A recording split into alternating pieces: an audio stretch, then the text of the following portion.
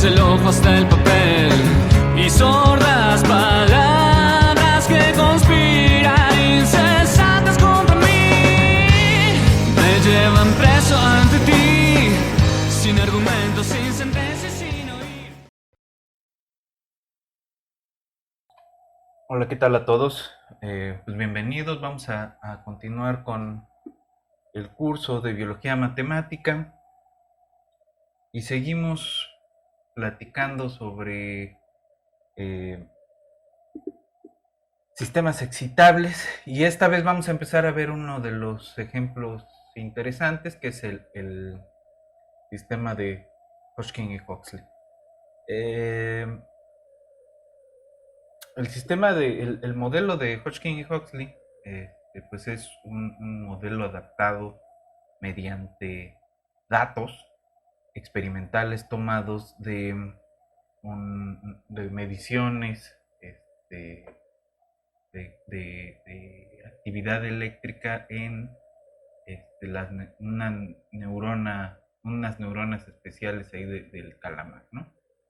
¿Qué es lo que trata de reproducir? Pues un potencial de acción que se observó en estas células, que hay que decir que son células especiales, muy grandes, ¿no? Tienen alrededor de 1 milímetro de diámetro, entonces era fácil en ese momento hacer experimentos. Estoy hablando de año 1952. Ya se había en algún momento postulado que existía este fenómeno de excitabilidad en las células nerviosas, este, pero no se había descrito matemáticamente, ni había coincidido esto con medidas experimentales, ¿no?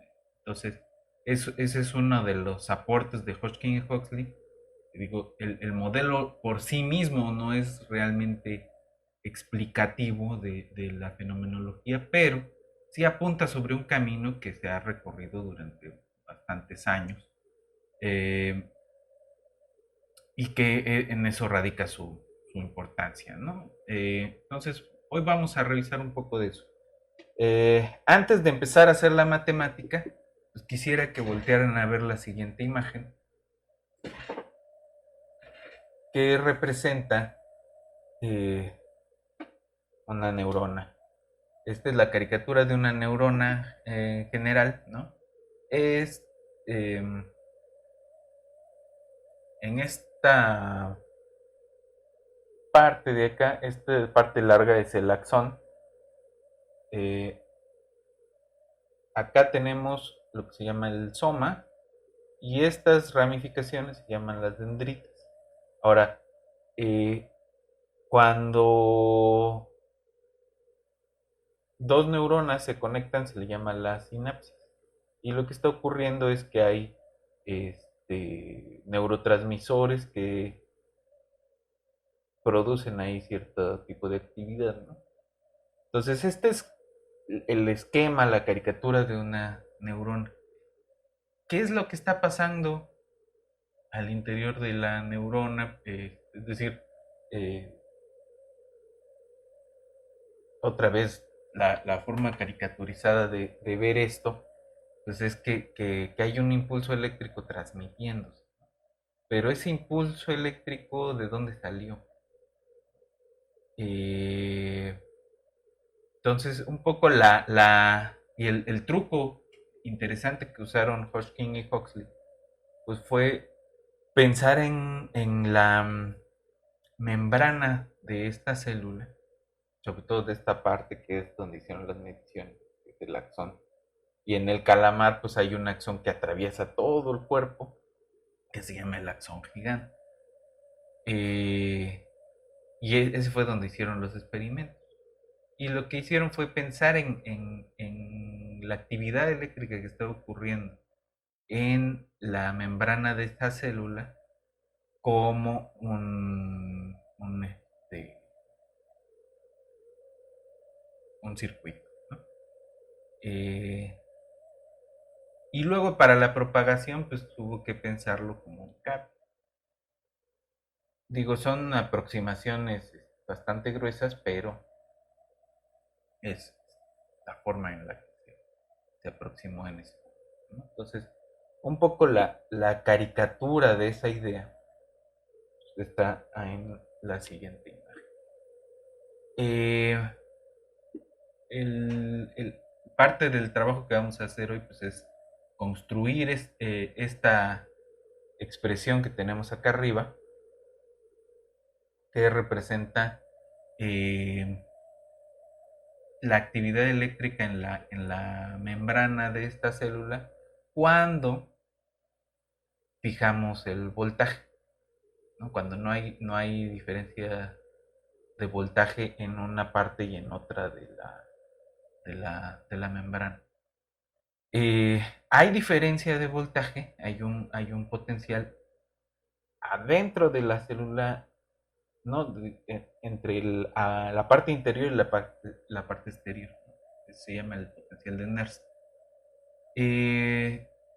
Y un poco lo que está pasando pues es esto, ¿no? Hay un intercambio de iones de potasio y de calcio, este, del interior con el exterior, que pasan a través de la membrana mediante un mecanismo que se llama facilitación, ¿no? Y que lo que exhibe es la existencia de cierta, le llamaron ellos como una porosidad adecuada a el tipo de ion, ¿no? Entonces postuló en ese momento la existencia de eh, estos especie de poros llamados canales, ¿no? Hay lugares en la membrana por donde sí pueden pasar esos iones, pero no son poros realmente, ¿no? Estos, es decir, no son agujeros en la membrana de la célula donde pueden pasar porque hay alguna propiedad extraña, ¿no? Sino que se tratan de proteínas que bajo cierta configuración permiten el paso de uno u otro tipo de ion, ¿no? Entonces, el estudio de todas estas proteínas, de todos estos canales iónicos en la membrana de las distintas células del sistema nervioso, eh, pues es pan de investigaciones diversas, incluso en nuestra universidad, ¿no? Eh, Ahora, hoy vamos a ver este acercamiento constructivo a partir que hicieron ellos a partir de datos, ¿no? Dando datos y suponiendo algunas cosas, ¿no?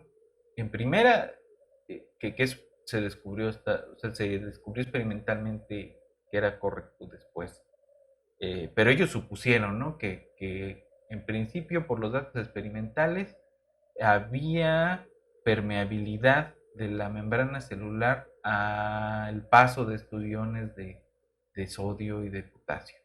Hay también otros, sobre todo de cloro, que ellos le llamaron de goteo, porque realmente la concentración de esos iones no es tan grande y comparado con el sodio y el potasio, ¿no? Eh, Entonces, ese intercambio de iones produce cambios en las concentraciones interiores y exteriores de estos iones respecto a la membrana de la célula. Eh, y ese cambio en la concentración pues induce un potencial, que es lo que se llama un potencial de acción, potencial eléctrico. Entonces, se propuso un circuito que en principio tendría que ser, que es lo que está montado acá. O sea, acá adentro está la caricatura de la célula y por atrás está un marquito que no sé si se alcanza a ver, que en principio es una forma esquemática de tratar de pensar este mecanismo como un circuito. Entonces acá hay una resistencia, acá hay otra resistencia, por acá está eh, una especie de capacitor que se propone que estaría en la membrana de la célula y eh, acá se da la diferencia de potencial que hace que haya un tren ahí de corriente, ¿no? Eh, entonces vamos a hacer la descripción de esto en el pizarrón y luego regresamos a la computadora a tratar de hacer una simulación rápida. La próxima clase quizás podríamos abordar un equivalente de esto que fue lo que vimos la vez pasada. Lo podemos hacer con cuidado, el de Fitzhugh-Nagum. Y luego me gustaría moverme hacia ah, otras células excitables que son las del corazón y ver algunas cosas sobre autómatas celulares, este, para modelar sistemas excitables. Entonces vamos a ir poco a poco hacia allá y vámonos al pizarrón.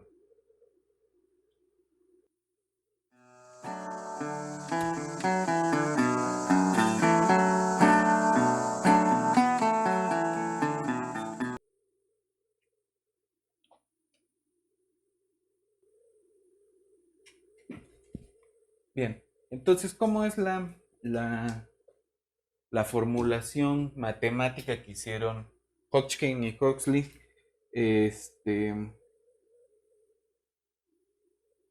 a partir de ciertas observaciones experimentales, ¿no? Esto produjo un par de artículos, creo que fueron 4 o 5 artículos en el 52, y es un trabajo que este, les valió, ¿no? El premio Nobel algunos años después.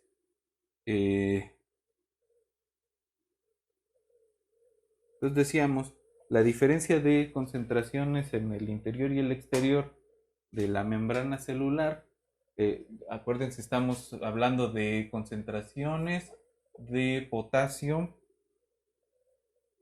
concentraciones de sodio, y pues vamos a distinguir dos, en el interior y en el exterior, ¿no? La concentración de sodio en el exterior de la membrana celular es aproximadamente 10 veces la concentración de sodio en el interior, y la de potasio en el interior es aproximadamente 5 veces la de potasio en el exterior, ¿no? Estas diferencias de concentración son las que van a producir una diferencia de potencial. Son diferencias en las concentraciones de iones al interior y al exterior de la célula. Fenomenológicamente no hay una corriente eléctrica. Hay una diferencia de voltaje y hay un flujo de iones. ¿Sí? Resulta un mecanismo equivalente pensar que tenemos una corriente en un circuito, pero no es fenomenológicamente una corriente en un circuito. Entonces, la intensidad de la fuerza electromotriz que produce esa diferencia de voltaje, pues está dada por RT sobre F, logaritmo de la concentración al interior y la concentración exterior, ¿no?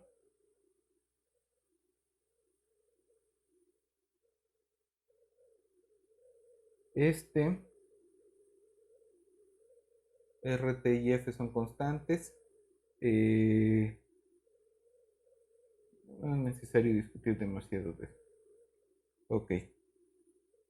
Entonces, hay cierto umbral que se tiene que pasar para que ocurra el potencial de acción, ¿no? Ahora, ¿cómo pensaban ellos esto? ¿No? La idea es pensar que el axón pues, es como una especie de cable largo, y entonces hay una intensidad a lo largo y hay una intensidad que va así, ¿no?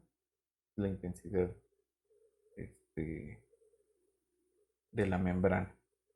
Eh, entonces ellos suponen que la intensidad de la membrana pues es constante y que la única que va a importar en cierto momento es esta, ¿no? O que se hace este, que se mantiene fijo el voltaje a lo largo y entonces que nada más nos va a preocupar la intensidad de la membrana, ¿no? Entonces proponen se propone que el mecanismo se parece a un circuito como el que vimos en el dibujo, donde tenemos una resistencia en la membrana. eh, Hay por acá un capacitor que también es en la membrana, ¿no? Eh, la intensidad de la corriente va así. Esta es la intensidad completa y hay unas intensidades que dependen de cada ion. Eh, Esta es la intensidad de la membrana y acá se produce pues, una diferencia de potencial, ¿no? Eh, entonces, ¿quién es esta IC? IC es el cambio de la cantidad de cargas puntuales respecto del tiempo. Esto pues es la capacitancia que se pueda tener en la membrana por la diferencia de voltaje.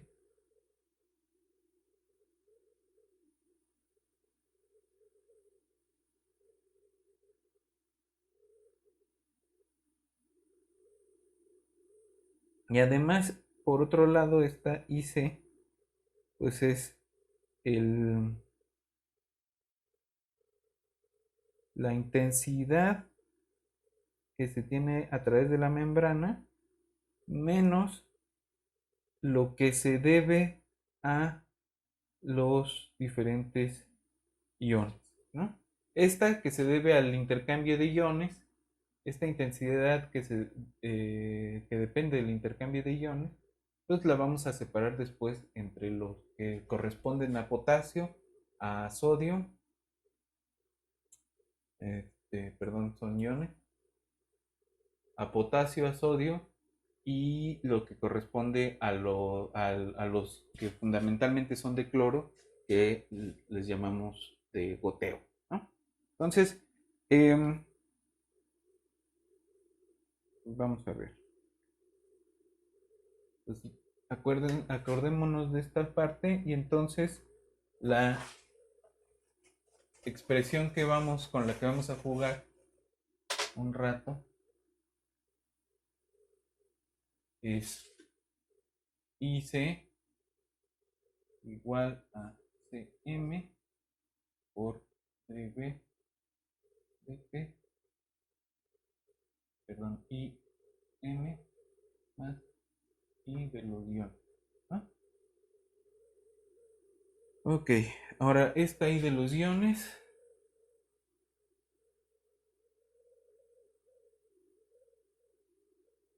pues es la que se debe al sodio, la que se debe al potasio y las otras, que les vamos a llamar L de goteo en inglés, que es leak.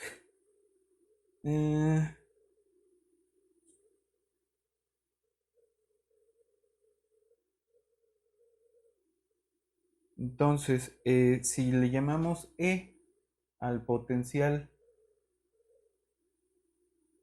de la membrana,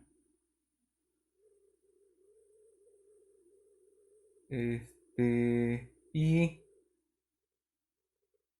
E del sodio es la fuerza electromotriz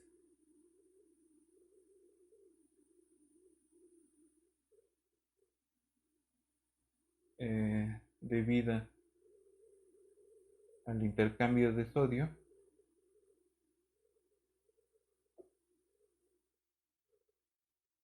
eh, Esta Na sigue la ley de Nernst, ¿no? Es RT sobre F por el logaritmo de las concentraciones al interior y al exterior.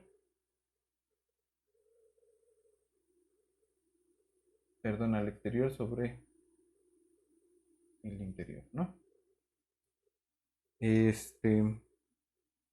Entonces, em, se definen dos, se definen cantidades equivalentes para el sodio, ¿no? Para el potasio, perdón, pues vamos a tener RT sobre F, es el logaritmo de la concentración en el exterior sobre la del interior. Y definimos o se postula que la permeabilidad, ¿no? Que es una de las suposiciones fuertes que hicieron, la permeabilidad al sodio, le llamaron GNA, en en la membrana. Entonces se va a medir como la tasa entre la corriente que se debe al intercambio de sodio sobre la diferencia entre el potencial o la fuerza electromotriz en la membrana menos la fuerza electromotriz debida a el flujo de iones de sodio. Y lo mismo para el potasio.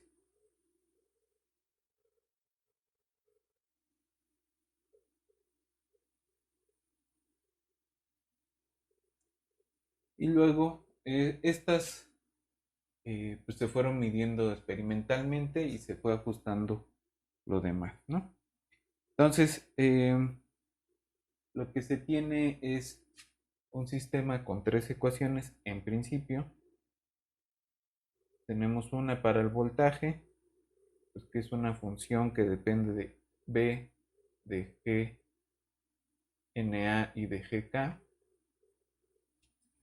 que son estos de acá, ¿no? La IK y la INA pues van a ser GNA por esta diferencia y GK por esta diferencia, ¿no? Este va a tener un valor constante determinado experimentalmente y vamos a tener por ahí 1 sobre Cm, ¿no? Y la derivada de estas otras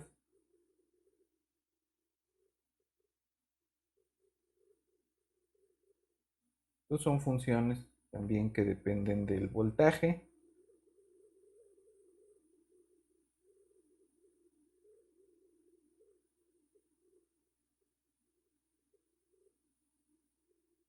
y de las Gs. Ahora, fíjense lo que están diciendo aquí Hodgkin y Hawks. Y dicen ellos, pues debido a la evidencia experimental, suponemos que estas dos Gs son funcionalmente dependientes, es decir, el, la velocidad con la que, no, la tasa, ¿no? Con la que entran o salen los iones de sodio y de potasio, pues depende de, es un voltaje dependiente. Allí después podemos abordar, pero queda la discusión de si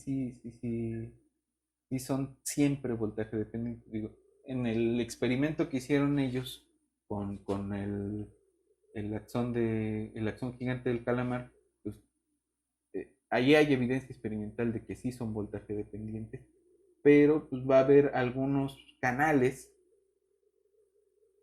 que no son dependientes del voltaje, pero que también se abren y se cierran eh, siguiendo otro tipo de mecanismo, ¿no? Entonces acá, en, quizás la siguiente o la clase del miércoles, empezaremos a ver un poquito sobre cadenas de Markov, eh, para tratar de dar otro mecanismo que explique esto, que tampoco va a ser suficiente porque va a resultar que las cadenas de Markov son, tienen un comportamiento límite lineal, entonces hay cosas que no va a corresponder con la fenomenología, ¿no? Entonces, el, el punto acá importante es justamente esa observación de que esto, la permeabilidad y esa tasa de permeabilidad eran dependientes del voltaje. Ahora, ¿cómo son las formas funcionales de estas ecuaciones? ¿No? Entonces, de entrada, eh, la primera ecuación, que es del voltaje, la podemos escribir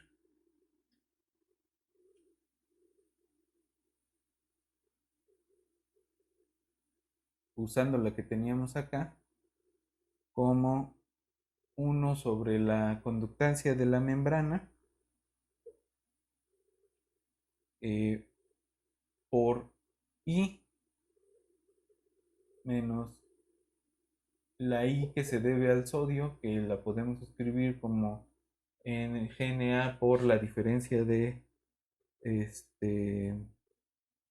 Y aquí lo que vamos a hacer es que vamos a escribir primero las diferencias de potencial como ves solitas, ¿no?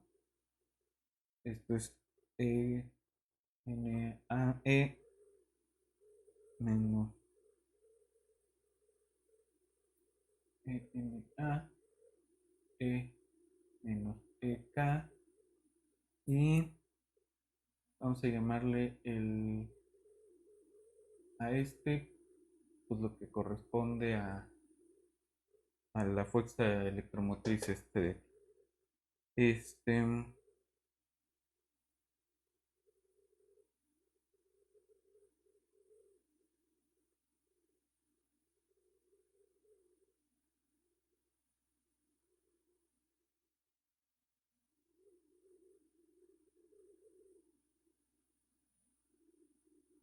¿sí?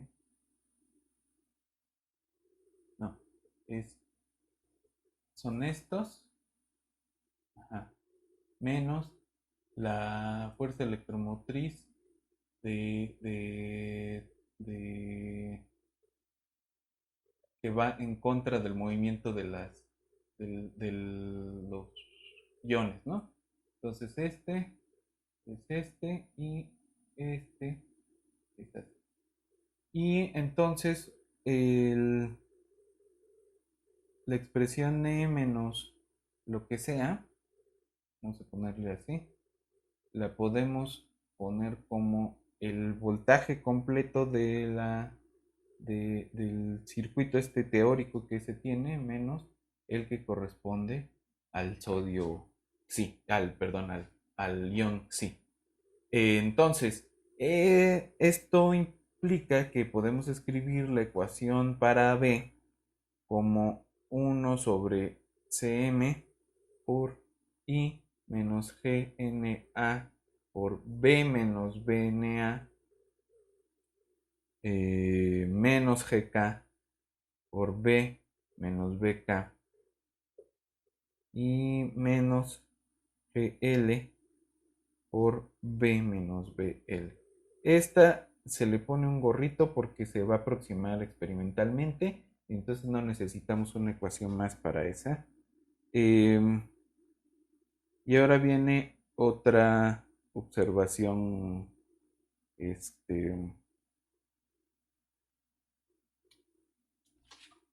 fuerte que hicieron Hodgkin y Huxley, que es, o hipótesis fuerte, perdón, que aproximan la GK, por ejemplo, con una polinomial, ¿no? Dicen, pues esa GK es como una constante, que lo vamos a llamar GK gorro, por una cuártica de una cantidad. Eh,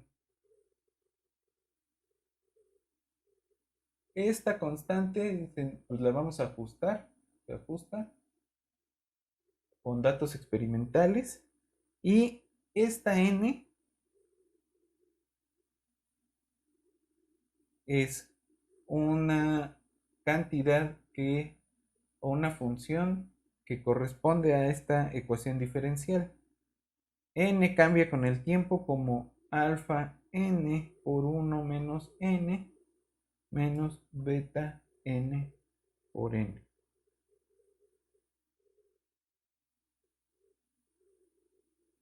Alfa n y beta n son funciones que dependen de b y que son positivas. Y que lo que mide esta n es la activación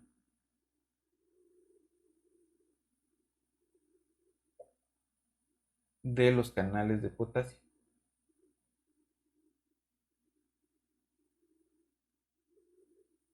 ¿Y qué quiere decir la activación? Pues pensemos que los canales son, otra vez recurriendo a la caricatura, como tubitos.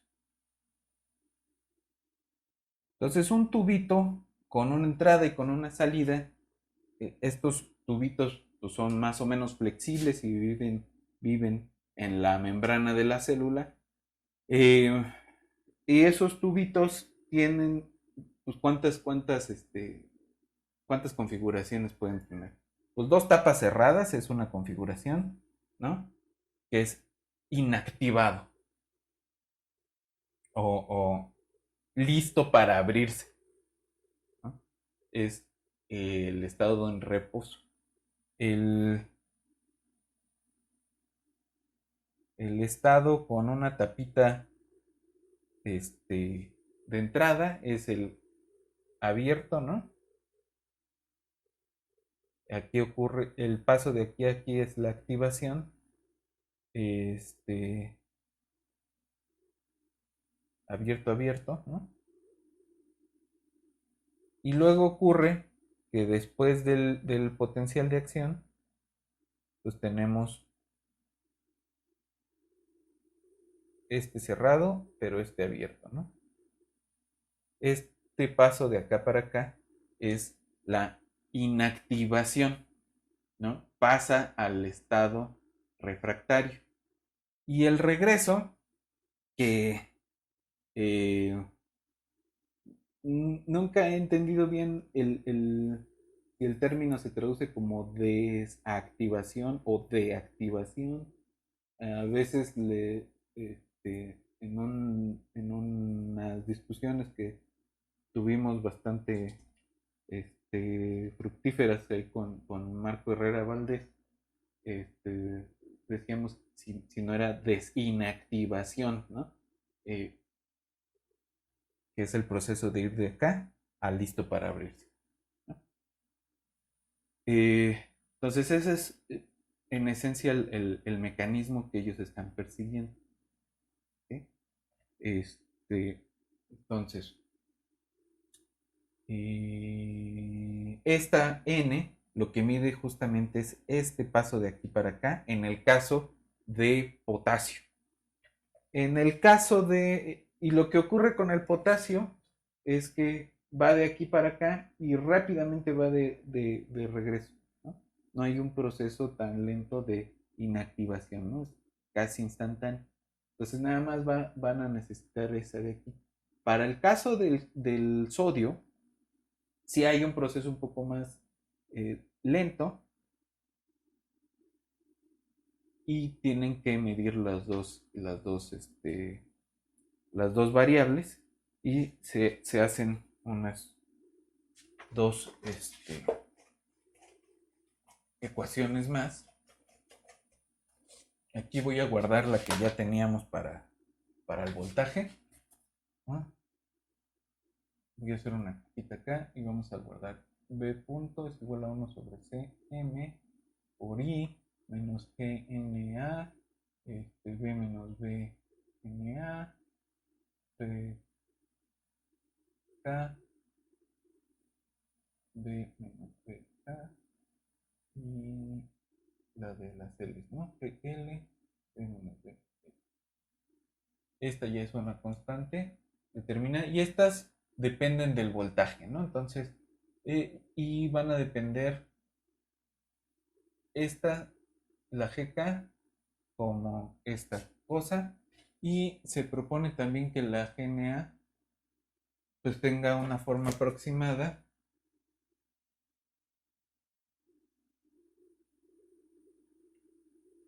como un polinomio también de grado 4 pero en dos variables, ¿no? Una m y una h por una constante. Esta m y h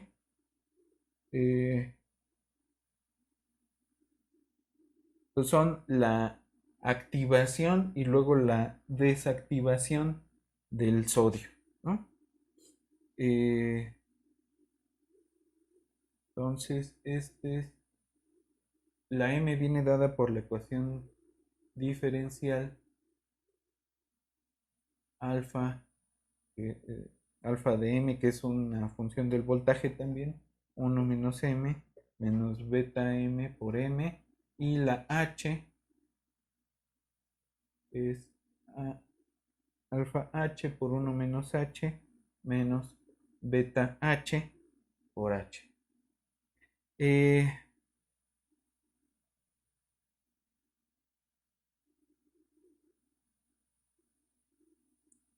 Aquí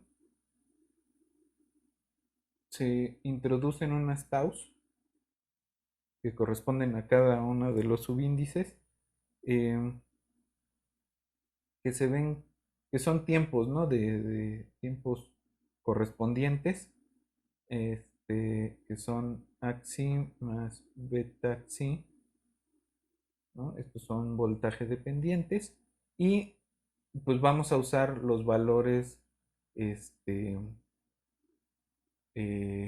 asintóticos de cada una de esas variables, ¿no? También dependiente del voltaje, pues que no son otros que la alfa, que depende de la alfa correspondiente sobre el tiempo eh, en el que alcanza ese valor asintótico, que es la tau. Entonces, con esta notación tenemos las otras dos ecuaciones, las otras tres ecuaciones, que son m punto igual a 1 sobre tau m de b por m infinito de b menos m. Aquí ya las alfas las metemos como estas variables infinito. H punto pues es 1 sobre tau m de b, perdón, tau h de b, h infinito de b menos h. Y n punto es 1 sobre tau n por n infinito menos n. Entonces estas taus lo que hacen es medir los tiempos de respuesta para las corrientes y si se tiene una relación de orden, que la tau m es de un orden más pequeño que la tau n, ¿no? Que era lo que decíamos, ¿no? Que la activación del sodio pues, es más lenta que la del potasio. Y la activación es más lenta que la inactivación. La desactivación, perdón.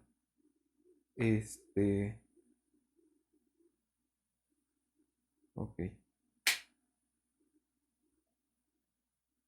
Entonces ese es el sistema de, de Hodgkin y Hawk. Pues es un sistema con una, dos, tres, cuatro ecuaciones eh, que no se pueden desacoplar fácil, ¿no?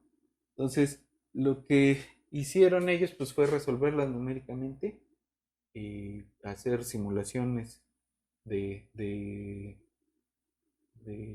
del comportamiento de esas funciones y tratar de reproducir potenciales de acción. Es decir, lo que querían ver era eh, al aplicar cierta diferencia de potencial, se diera una cosa, ¿no?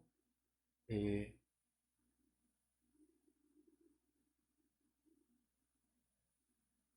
y esas curvas pues van a describir la activación y la inactivación y desactivación de las de los canales de Schrödinger y de Potts, es decir, esas especies, decían ellos, como de poros que permiten el paso de los iones, ¿no?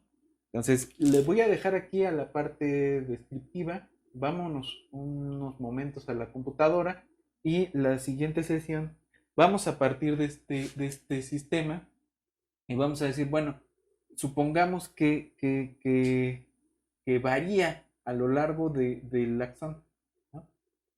Pensémoslo entonces ahora como un cable en donde en cada sección podemos hacer una cosa de ese estilo, pero entonces necesitamos, además de la derivada respecto del tiempo, también una derivada respecto a la posición, y de allí va a salir el sistema de Fitzhugh y Nagumo. ¿Qué es lo que hacen Fitzhugh y Nagumo? Eh, Piensan en esta relación de acá. Ellos dicen, bueno, este proceso de apertura y cierre de los canales es más rápido para el potasio que para el sodio. Entonces pensemos que podemos contraer esos comportamientos en unas variables nuevas que van a ser unas de respuesta rápida y unas de respuesta lenta, y de ahí sale la epsilon esa que metimos tramposa la clase pasada, ¿no? En la diferencia de las escalas de tiempo.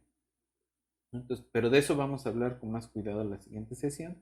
Y ahorita déjenme regresar a la computadora para tratar de simular este sistema.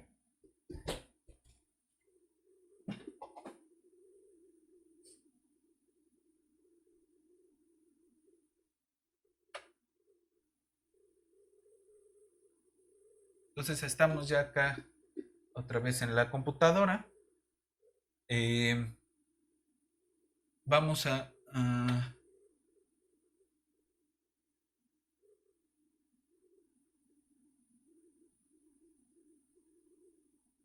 mover tantito mi cámara para que no estorbe. Ahí está. Entonces tenemos otra vez aquí la carga de nuestras eh, bibliotecas que vamos a estar usando eh, para las gráficas, para el álgebra lineal, y aquí tenemos la de integrales numéricas, ¿no? Ahora, aquí estoy haciendo otra cosa, ¿no? Que es importar las bibliotecas localmente para utilizar un poco menos de memoria. Es otro, digamos, si tienen un equipo donde pues sí requieren de estar este, ahorrándose un poco de la memoria, pues es mejor cargar las bibliotecas así, ¿no? Como le hice yo la vez pasada. Pero bueno, aquí primero vamos a hacer vamos a meter eh, una semilla de números aleatorios, este, para que cuando hagamos los experimentos, pues podamos argumentar que son reproducibles varias veces, ¿no? Eh, entonces, el vector de tiempos va a estar entre 0 y 50. Esto se va a medir en milisegundos. Y vamos a tomar esas GKs con barrita que eran promedios, que ya digamos, esas fueron reportadas por Hodgkin y Huxley.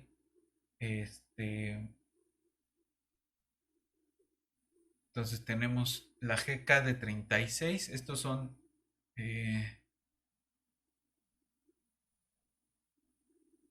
conductancias por unidad de área, ¿no? 120 para el sodio y 0.3 para los de goteo. La capacitancia de la membrana pues es 1, o se normaliza. El potencial del potasio es menos 12, el de sodio 115, el de goteo 10.6. Hacemos el vector de tiempos con este lean space, entonces entre 0 y 50 vamos a tener 10.000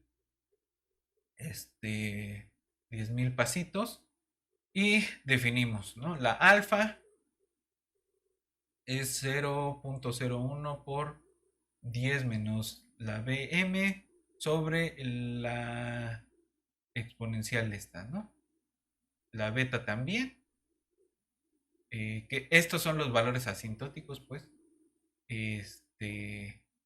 Podríamos regresar sobre eso la siguiente ocasión.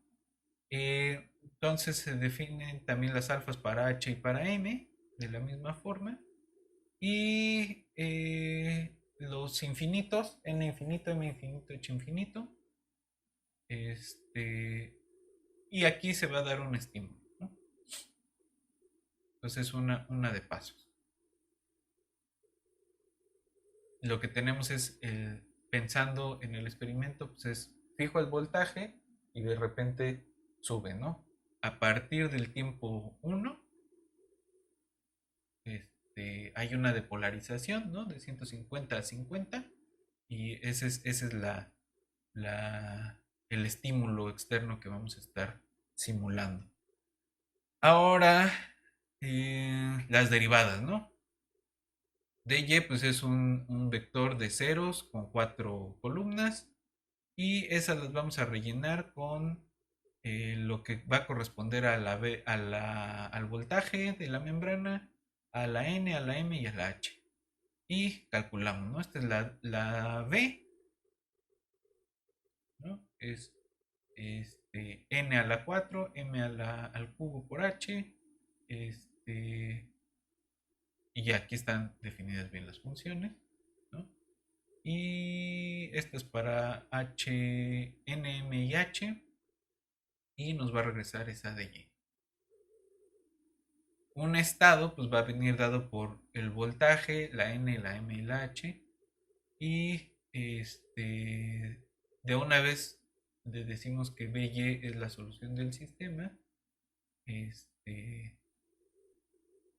usando la Y, esta que representa los estados como función, y la T de los tiempos. Y ahí está. Ya acabo de correr ahora sí. Y ahora vamos a hacer la gráfica.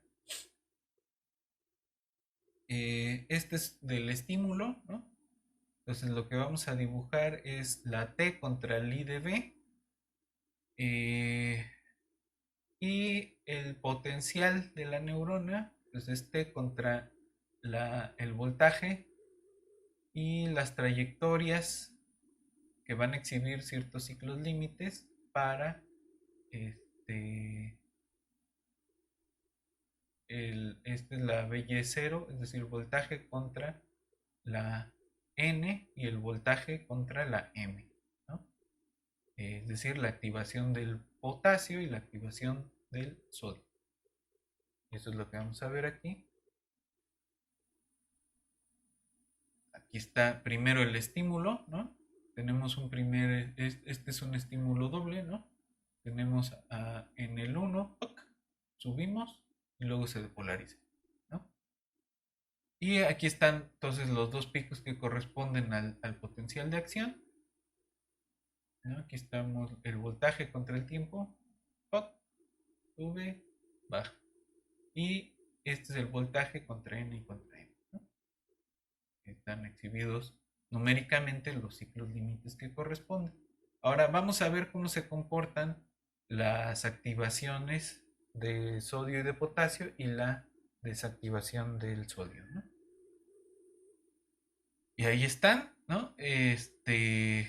Si se fijan, pues es prácticamente como las gráficas que vimos esta azul y verde son como las gráficas que vimos del Fiskug-Nagu, ¿no? Que vamos a regresar sobre eso después, ¿no? Pero que es donde se ve la excitabilidad, ¿no? Y este es el estímulo, ¿no? Perdón, la respuesta del voltaje. Y aquí está la activación y la desactivación. Entonces, si nos quedamos nada más con estos dos, ahí está, ¿no? Y si nos quedamos nada más con los del sodio, esos son los que hacen este jueguito de, perdón, la desactivación del sodio y la activación del potasio. Esos son los que hacen este jueguito de de respuesta excitable, ¿no? Pero bueno, entonces la dejamos por aquí. Les mando el artículo dos artículos de Hodgkin y Huxley para que los tengan por ahí y los revisen después. Y les mando quizás unas notas que pueden ser útiles que publicaron hace varios años en el IMAS. Y este material pues está en el repositorio de GitHub que se llama Biomate FC, ¿no? Entonces, nos vemos en la siguiente sesión. Y empezamos con el Fiskug-Nagu.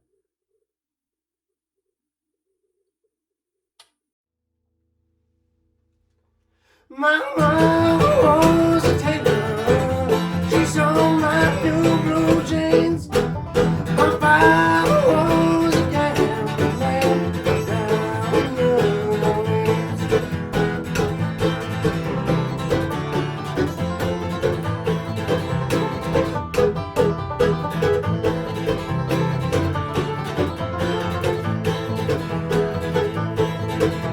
The only thing a gambler needs is a suitcase and a trunk.